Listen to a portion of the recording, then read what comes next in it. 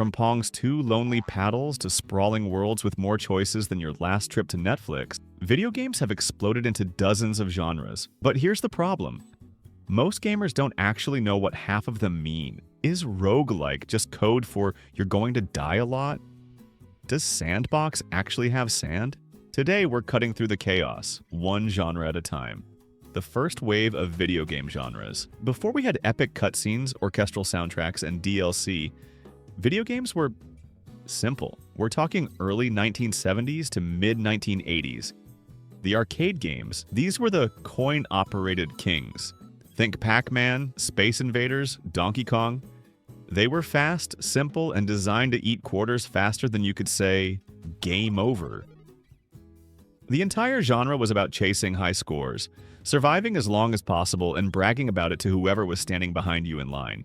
Platformers. Then came games where jumping became an art form.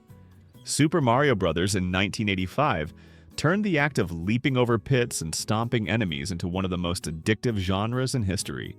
Platformers were all about precision timing, pattern memorization, and occasionally throwing your controller at the wall. Shoot-'em-ups. The grandfathers of the modern shooter, titles like Galaga and Gradius gave you one ship, endless waves of enemies, and a screen full of neon death. It was pure reflex gaming. Blink and you were space debris. These early genres weren't just games, they were blueprints. They laid the groundwork for everything that came after.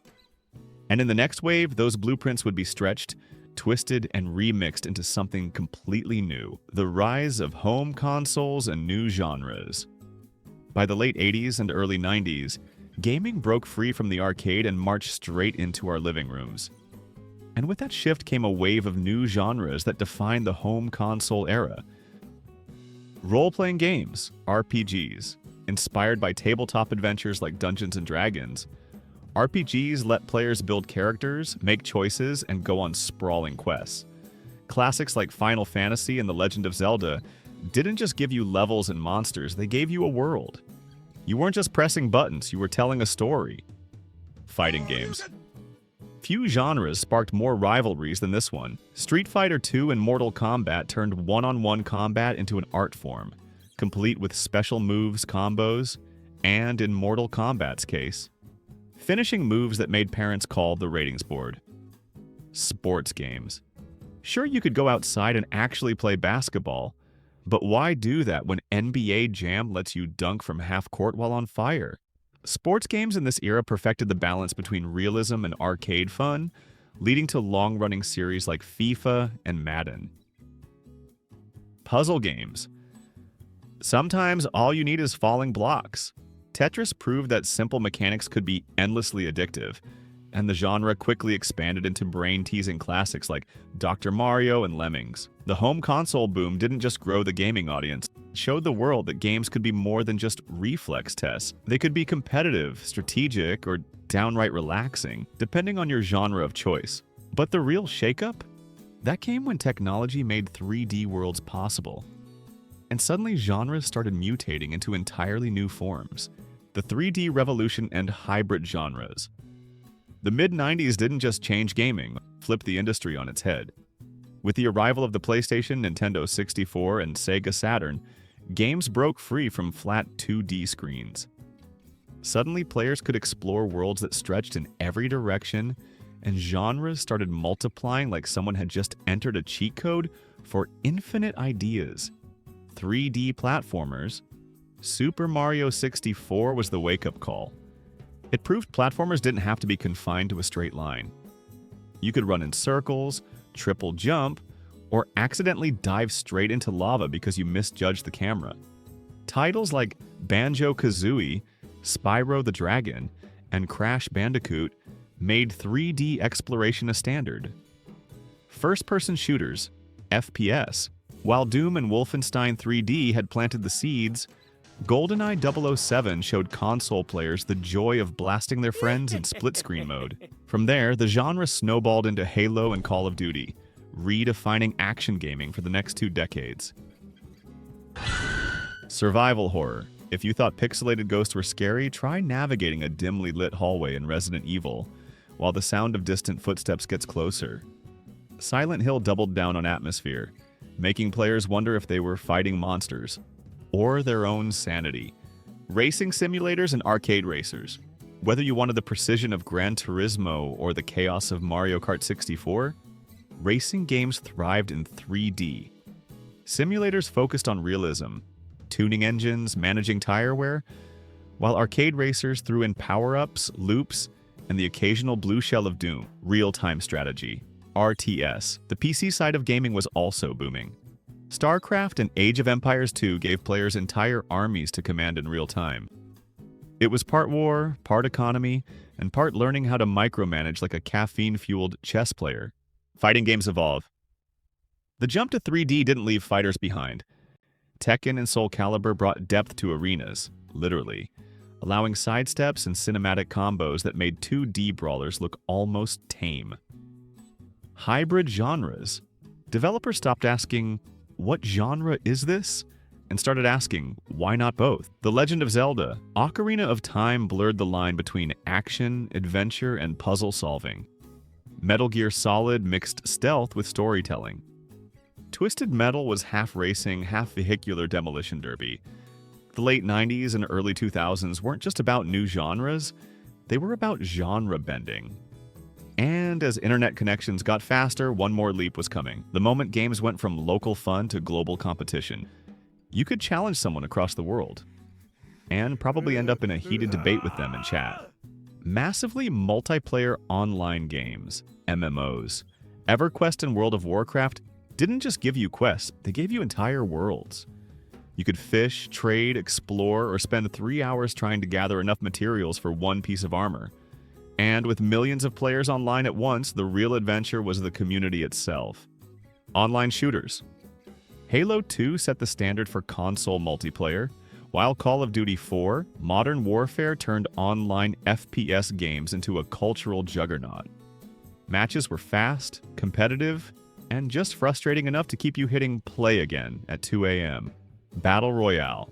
Fortnite, PUBG, and Apex Legends made 100 enter, 1 survives, the hottest format in gaming.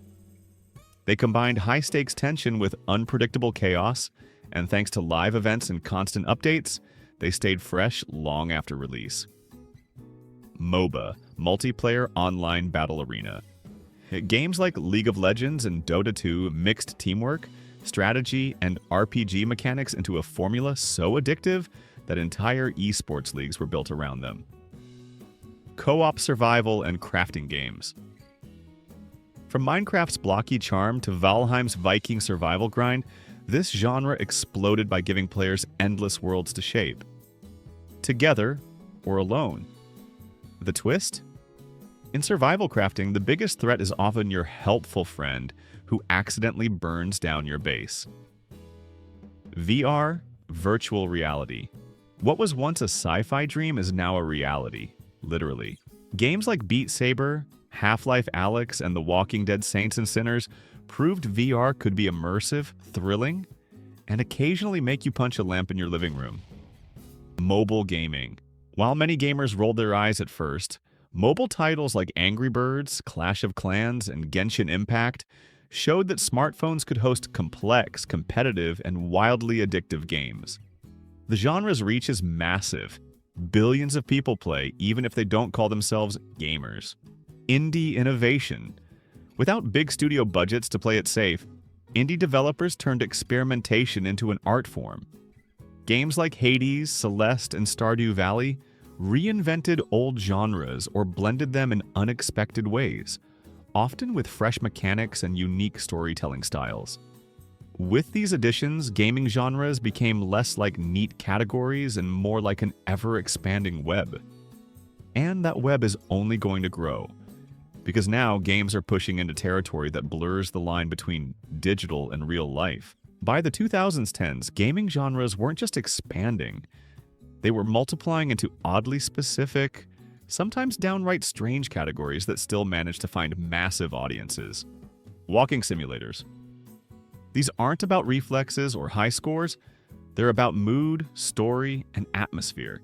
Games like Firewatch, What Remains of Edith Finch, and Gone Home focus on exploration and narrative over combat. They're slow, thoughtful, and proof that sometimes doing nothing can still be compelling gameplay. Auto battlers. Popularized by Dota auto chess and later teamfight tactics, this genre is basically strategic delegation. You choose and position units, then watch them battle automatically. It's part strategy, part gambling, and part wondering why your units never seem to win when you need them to. Social deduction games. Think Among Us and Town of Salem. The core loop is simple. Figure out who's lying before they win. These games combine strategy, bluffing, and the slow erosion of friendships in the best possible way. Idle/incremental games. Cookie clicker and adventure capitalists prove that players will happily spend hours clicking a button, or not clicking at all. Progress happens automatically, but the dopamine hit of watching numbers go up is enough to keep people hooked. Asymmetrical multiplayer. Games like Dead by Daylight and Friday the 13th. The game put players into wildly different roles. One as the monster, the others as survivors. It's hide and seek with higher stakes and way more screaming. Metroidvania. Named after Metroid and Castlevania, this genre is all about exploration, unlocking new abilities, and slowly mapping out interconnected worlds. Indie hits like Hollow Knight and Ori and the Blind Forest gave the genre a fresh resurgence. Souls-like. Inspired by Dark Souls, these games mix brutal difficulty, cryptic storytelling, and the thrill of beating something that felt impossible an hour ago. Titles like Elden Ring and Sekiro turned punishing gameplay into a badge of honor. Roguelite/roguelike. Yes, they're different. Roguelike stick to strict rules from the original Rogue turn-based. Grid movement, permadeath. Roguelites loosen the rules, keeping random generation and permadeath but adding permanent upgrades. Hades and Slay the Spire are top examples. By this point, genres had become less like tidy boxes and more like a chaotic family tree, constantly branching, crossbreeding, and spawning new subgenres faster than anyone could keep up. Today, we're living in a gaming era where technology moves faster than the genres themselves can keep up. The boundaries between categories are blurring so much that it's hard to tell where one ends and another begins. And that's exactly where some of the most exciting developments are happening. Cloud gaming. Services like Xbox Cloud Gaming, Geforce Now, and PlayStation Plus streaming let you play high-end games on devices that couldn't normally handle them. This isn't a genre on its own yet, but it's reshaping how genres are delivered, making massive RPGs, shooters, and simulators playable anywhere, even on a phone in an airport lounge. Augmented reality AR games. Pokemon Go proved that the real world could be a game board. AR blends digital and physical spaces, creating location-based genres where movement and exploration are part of the mechanics. Future AR titles might merge with fitness, education, and even workplace training. Artificially intelligent games. Procedural generation is nothing new, but with modern AI, games can now create dialogue, quests, and even entire worlds on the fly. Imagine an RPG where every character remembers what you've done and reacts differently every time you play. Not because it was scripted, but because the game is literally thinking. Mixed genre immersion. Titles like No Man's Sky combine exploration, survival, crafting, space combat, and trading into one endless loop. Future games might layer multiple full genres seamlessly, letting you jump from farming to mech combat to detective work without ever leaving the same game world. Fully persistent worlds. As technology scales, we're seeing the rise of forever games, worlds that never reset, where every player's actions leave permanent marks. Imagine a strategy game where wars last for years and city skylines evolve because of thousands of players' collective decisions. The future of game genres might not be about inventing entirely new categories. It could be about merging every existing one into experiences so dynamic that genre becomes irrelevant. But until that day comes, knowing the difference between a roguelike, a Metroidvania, and a battle royale will still win you bragging rights at the next trivia night. So now you know the history, the twists, and the tangled family tree of gaming genres. But here's the thing. The story isn't over. Even as you're watching this, somewhere out there, a small studio or a lone developer is quietly building something the world's never seen before. The question is, when that moment comes, will you even realize you're playing it? Which genre is your favorite? Let us know in the comments below.